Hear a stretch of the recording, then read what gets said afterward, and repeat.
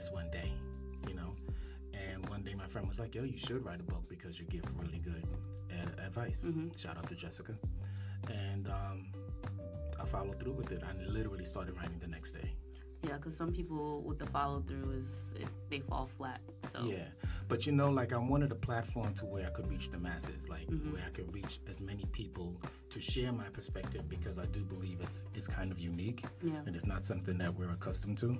So I wanted a platform to where people could go to and say, you know, let me hear something different than what we've been doing, because we have obviously been doing something wrong based off of the numbers. Right? Because if you think about how many people you know who are happy in their union, you gotta like pause and really think about it. But if I ask you how many people are unhappy in their relationship, like you can run it off. You know what I mean? So that's just terrible to me. Like we need to do something different if we expect change.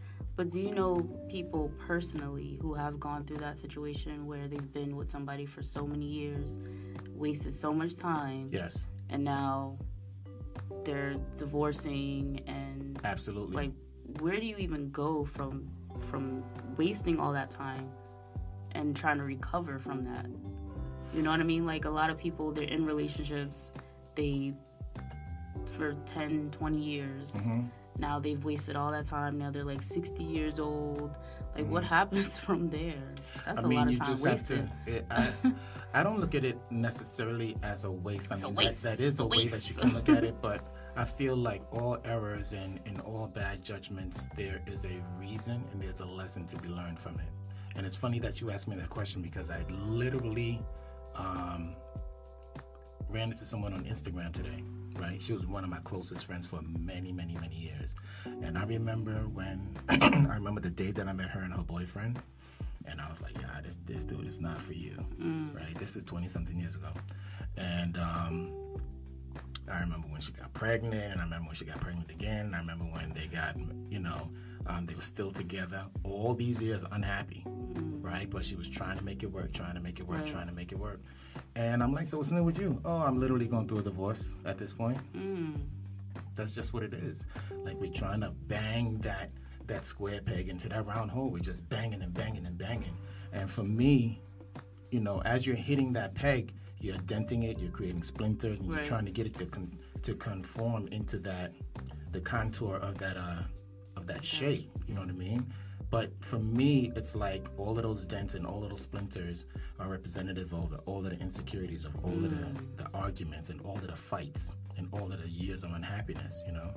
It just doesn't make any sense. You know, it doesn't fit. Move on. It's okay. That's an option. You can move on.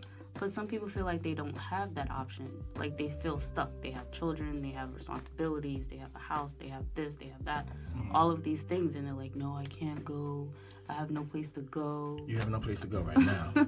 Like, you definitely have to have an exit strategy, but you can't, you know, like, you have to come to terms with, this relationship is not working. We have to figure out what we can do to become happy. Because that's basically the premise of my book. If your objective is to be in a happy, monogamous, functional relationship, then I feel like these are the steps that you need to take to ensure that happens. You know what I'm saying? Yeah. And because you could be happy. That means you could be in a relationship. You could be in a relationship. Let me see which chapter that is. Sweet. You could be in a relationship and not be happy, right? You could be in a relationship and not be monogamous. You could be in a relationship and not be functional. But if your objective is to have all of those three things, then there's certain things that you just have to do. All right, if you want muscles, guess what you got to do? You got to exercise. And some people take the easy way out and get some steroids and just... But with exercise, you can take steroids, and guess what you got to do? You still got to exercise. You got to exercise. Yeah. There's no way around it. Yeah. So if you want to be happy, and there's certain things you want to manifest in your life, you just have to do it. Well, let's talk about the chapters in your book. Let's talk about it. So, mend the broken you. You got to mend the broken you, Nikki Marie. Ooh. Let's talk about it. Mend the broken you. Basically, what that means is that... I love this. You should be 100% as an individual before you become 50% of a couple. Absolutely. Basically, quite a few of us come from dysfunctional families, right?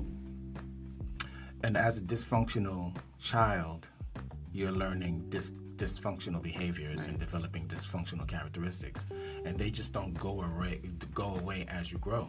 So unless you rectify those dysfunctional behaviors, you are going to morph into a dysfunctional adult. That's what you're going to grow into, right? And for me, in my personal opinion, I think it's an impossibility to have a functional relationship as a dysfunctional adult. So the analogy that I typically use is that if I have a clear glass of water and I have a glass of water with cyanide mixed in it, and I pour it into a bowl, the water in the bowl is going to be toxic, right? Yeah. So it doesn't matter how functional you are. Anyone that you get with who's dysfunctional, you get together, you're bound to have a dysfunctional relationship. So if you're dysfunctional and he's functional, you're going to be dysfunctional. If you're dysfunctional and he's dysfunctional, you're guaranteed to have dysfunction. Disaster, yeah. So we need to mend our broken selves because people suffer or have survived, physical abuse, mental abuse, sexual abuse, emotional abuse, and as an abused person, negative things are going to manifest itself from it, negative behaviors.